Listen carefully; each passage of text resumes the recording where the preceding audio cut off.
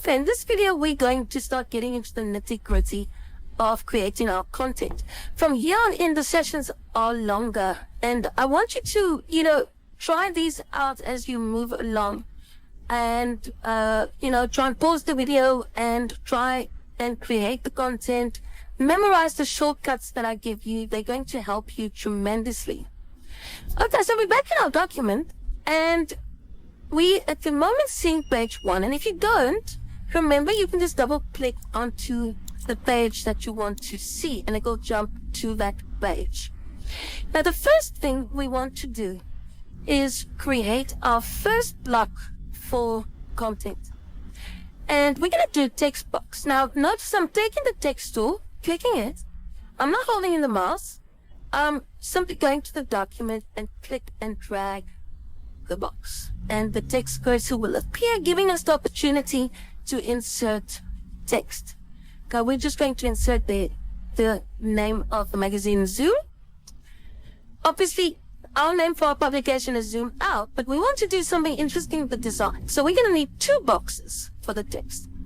Now, why did I create this box a lot bigger than what we need? When you create your elements, remember, InDesign doesn't know how big you want to use it. And if our box isn't big enough, then that element will jump out of the box. So if I were to put this all the way up to a 400 point size, you'll now notice this little plus. It's a red plus. And it means there's content in this box that doesn't fit the box. Okay, so undo. I'm going to undo it. It's Control Z. Memorize that. Or on a Mac, it's Command Z. And you can undo as many times as you want. Now, with the text box, with the text, if I go back to my black arrow, I can move the box and I can resize the box. Say this with me 5 times. The black arrow is my best friend. Okay, say it 5 times. And the reason for that is every time we create a box, we need to control it by going back to the black arrow. So when you go to the black arrow, it's giving me these handles around the object. So we can pull in one of the side handles, make the box bigger or smaller.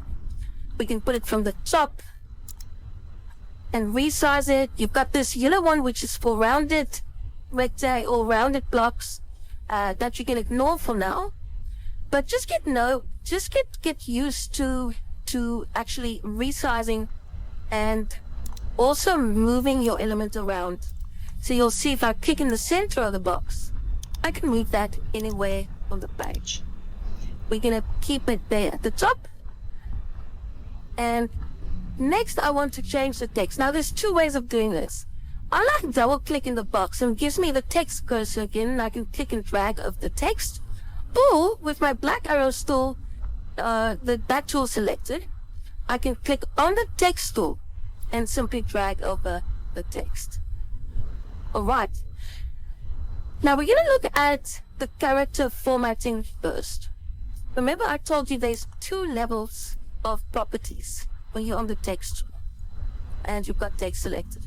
The first 2 levels here relates to how the text would look. So the first box is your font, and it shows you all the previews of your font, and you can find the correct font that you want to use there. I'm going to just use the impact font. Now, if that font family has a bold or italic option, then we call that a family, and we'll see that. So for instance, if I chose Arial, there's all of the different family types for Arial. The impact font doesn't have a family type. So unlike Word, where you can simply make any text italic, here there has to be an italic family for that specific font. Then we have the size of the font. We've got this drop down, and we can set it to a bigger size. And if we're not happy with, let's say, the biggest size, we can also type in the size that we want and experiment with the size. This next one is for what we call leading, and it's the space between lines of text. Now, in this case, we don't have 2 lines of text here, so we're not going to worry about that. Later on, when we've got paragraph text, we will have a look like that. Then we've got these 6 buttons. Starting from the left, this one would make everything uppercase. And notice now my box wasn't big enough for the uppercase characters. What do I need to do? Go back to my black arrow, make the box bigger, and select my text again. Okay, I'm going to take that button off. Now we've got the lowercase characters again. The second button is to create superscript text. Then we have underline. We have small caps, which takes the lowercase characters and makes small uppercase characters. We've got subscript. And we have strike through or line through the text. Then we have matrix. We'll get to that a little bit later. And over here, we've got kerning, which is very important. Kerning is the space between characters. So we can take this up to 100, and you'll see there's more space between the characters now. We can even take it into the negative, and we can make these characters fit very closely together. So you can see, playing around with these, you can really enhance the look of what you're trying to achieve. We also have over here the vertical stretch. We have the horizontal stretch. And now again, it's bumped out of the box. Let's just make this box nice and big. See how it's now stretched the text? Let's take it back. And then we have raising the text above baseline. We don't want to do it here. And we have rotate text. So we can rotate it by degrees and get a similar feel to italic text. I want to keep it on 0. The next 2 blocks is to color your text. The top one being the full color of the text. So if we want to make our text red, we click on the swatch there. There's only 5 swatches to start with. We'll get into mixing color later on. If I want to change the outline color of that text, I click on the bottom one and I click, and there you'll see it's now got a black outline. Right, so basic controls of your color there. Now I want you to, at this stage, notice something that's very, very important. Over on the swatches panel, we have 4 commands. Remember here when we fill the text with full color and then an outline color, we have the same over here, but it works differently. See the top one? We've got the full and the bottom one. See how they swap around when I click them? So at the moment, we have this block selected, and we have the actual text box selected. So what does that mean? If we were to click on the full color and we click on red, it fills the whole box with red. I'll undo that. If we click the bottom one and we give it a color, then we have an outline color for the box. If we click the T, it means the text inside the box will change in color. So we can click the top one, change the full color to blue, click the bottom one, change it to red. Okay, I'm changing back. I want red text there, and I want no outline. So that none means no color. Alright, so get used to these commands. It's going to save you a lot of time. That you use them all the time. Now you'll notice with this text, let's just make everything uppercase, because that's the most important part over there. Now we've got this text in the correct size that we wanted. We don't want too many blocks to overlap here. So we can right click and we can click on fit frame to content. And look how it just makes the box the size of the text. And still move this box around with my black arrow. I can change the text, whatever I want to do. Now, another shortcut I want you to memorize is Control-Shift, hold it in, pull one of the side handles. Look what happens. On a Mac, it's Command-Shift and you drag any of the side handles. So watch again. I'm just pulling it and it makes the text as well as the box bigger. This is an amazing shortcut because otherwise we would have had to go and make the box bigger, select the text, change the size of the text over here until it fits the box. So with this little shortcut, we can simply drag it bigger or smaller until it fits our design. You'll use that a lot, especially when you start grouping elements. You will group them together and you can use the same technique to make all the content bigger or smaller. Make it slightly bigger. Now we want to do the word out over here in a sort of a scripted font, give it some contrast. I could have taken the text tool and dragged over here for the next text box, but look what happens. It thinks that I'm trying to edit that text. So use your space, use the baseboard over here, use the rest of your page, and go and create your other elements somewhere else. So it doesn't, for the time being, overlap. And this one will write out. You'll also make it nice and big. A little bit smaller. And go and find a scripted font. So a scripted font is normally something like this. Shows you a nice preview when you scroll over the font as well, which is really nice if you want to see whether it'll work in the design. I'm going to use a font over here called Edwardian Script. And now I've got that text. Now it's a little bit too small for over there. So let's just make our box as big as it needs to be by right-clicking again and fit frame to content. Now I can move it into place. And I can use that shortcut again. Control-Shift or Command-Shift on a Mac. And click and drag the corner. And make this as big as I want to. And then drag the box into place. Okay, and there is our name for our magazine. You'll notice I'm staying within the pink or the purple lines, being the pink. We don't want an element to sit here out in the corner in the print. We always want it to kind of fit within that margin area. Okay, so that's the basics of creating text boxes. Let's create another one. And I'm dragging this box all the way from the one purple line to the next. Why? Because the text that goes into it, we want to center align. And here we'll write, your guide to great escapes. We can of course change the font. And we can change the size of the font. That's too big. It's something like that. And because we've dragged the box all the way to the sides of it, we can tell it to go and centralize it within that box. So we could left align, with right align, we have center align, and so on. We'll get to these a little bit later.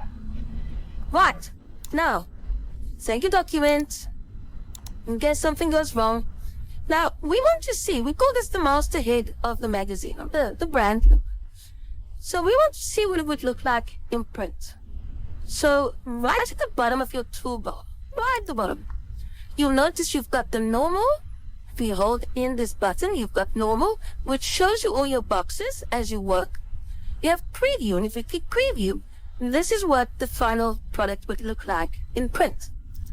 You also have the bleed, which shows you that extended area that you have to extend your images in, which we will do in a bit. And then you have the slug area. Our document doesn't want to see it. So it won't show us the slug area.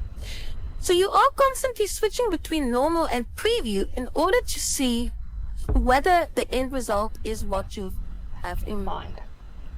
Alright, now I'm going to create quickly some additional boxes as sort of strap lines for this cover.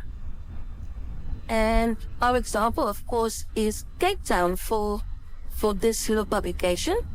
So I'm going to write here, in love, and make it impact font as well.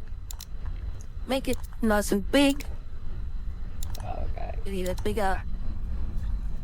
A little bit bigger still. Let's type in the 40. And I'm doing sort of a text contrast here. So we've got that box, and we create another box underneath it, and we'll say here, with Gecta, and this one you'll make Arial. It just looks a lot more interesting. And remember the rule that I told you in the beginning, the more blocks you use, the better the design would look. So let's increase this in size. That's too big, and you see it doesn't fit the box. Let's take it down to 20. Okay, that's a good fit. But just to increase the contrast, let's make this not bold. Regular. Right. You'll notice that I'm doing this on this little column line. That column line is not going to show, but it's so that it sits on the right side of the document. Now, I've already got these 2 boxes. I want 2 more exactly the same. So instead of creating them from scratch, why don't we just select both? Notice how I'm selecting it. I'm taking the black arrow, dragging over both of them. Or, alternatively, I can hold down Shift and click the different boxes that I want to select. And it's very important because if you've got overlapping elements and you call the little, or you pull the little box, it might select elements of the back as well, which you don't want to select. So Shift is actually better, and we can keep clicking to select all the boxes we need to select. Now with both of those selected, I'm going to use Edit Copy. You'll know the shortcut, Control-C or Command-C, and Edit Paste. Okay, so Control-V, Control-C, or Command-V, Command-C, Command-V. Command-C being copy, Command-V being paste. And of course on a PC it's Control. Now I'm going to paste it twice and put it underneath here. Now this is gone a bit too low. So we take our black arrow, select all of them together, and move it up to fit in my type area. And now I can change the text of the others. 10 things to do. Oops. To do in Keton. And 24 magical spots. What happened here? And you see that there was too much text. The text was too big for that block. So what do you do then? You can click in the block and select all, which is Control A or Command A on the Mac. We could have done the following and just dragged over it, but would that help? Because there's that whole CAL part that we don't have selected now. And that's why we selected with Control A. And we know all the characters have been selected. And for this little strap line, we make the size a little bit smaller to fit in that box. Now you'll notice as well, I've made that box all the way to the right hand side on the margin, just to keep things neat. If you did the following and you randomly created the boxes and they don't line up, then we have the align commands. So we can select all of those boxes together, and the align shortcut commands is here, and the distribute commands. Align is to align objects to each other. Distribute is to move the space between them exactly the same. You can also access that from Window, and then Objects and Layout, Align. And there's the panel. It's quite self-explanatory. That little line that it's showing there is the line to, or the side to which it will align. So this one will align everything to the left. This one to the center of the boxes. This one to the right. This one to the top. And so on. So that those 6 commands at the top is for your alignment. We want to align it obviously to the left. And then you have your distribute commands. Again, just look at the lines. It's telling you how it will distribute the elements. And then right at the bottom, you've got distribute spacing as well. Make the space between them the same vertically or horizontally. And if you can't see these, it's in that little menu. So your panel might look like this. And if you click on that little menu that can't be found, as we call it, and we say show options, it shows you those additional options. Right, so we've got them aligned to each other. We can close that panel. And now we still want them dragged. So we'll just drag them so they line nicely with our column over there. Okay. So is that easy so far? You know, once you grasp the idea of creating your boxes and filling it with content, it's very easy because essentially we're just going to be manipulating positions of elements. Now, before we end this session, I want to talk to you about a very, very important concept. I'm going to create a little red rectangle. Remember, we go to full color, make it red. I'll make another box, make it green, and another box, which will make yellow. The rule is the last box that was created is the one right in the front. So we are constantly arranging these boxes to show in the way that we want them to display. So if we were to bring the red one in front of the green one, we have all these commands under the object arrange. There's all 4 of them. The bring to front means all the way to the front. So the red block would go in front of the yellow block. That's not where we want. Bring forward means bring 1 level forward. So it would put it between the yellow and the green, which is what we want. Send backwards is 1 level backwards. And send to back is all the way to the back. Now this one's already in the back. So we're going to use bring forward. And now it's in front of the green. The yellow one, there's 2 levels, obviously. So to send it to the back, we'll use object arrange send to back. Okay. So that's how you arrange your objects on the page. Some people like to use layers. If you've ever been introduced to Photoshop, it works with layers. Some people keep their text on one layer. They keep their elements on another layer. The way I'm going to teach you, we are not focusing on layers, but simply focusing on arrangement for now.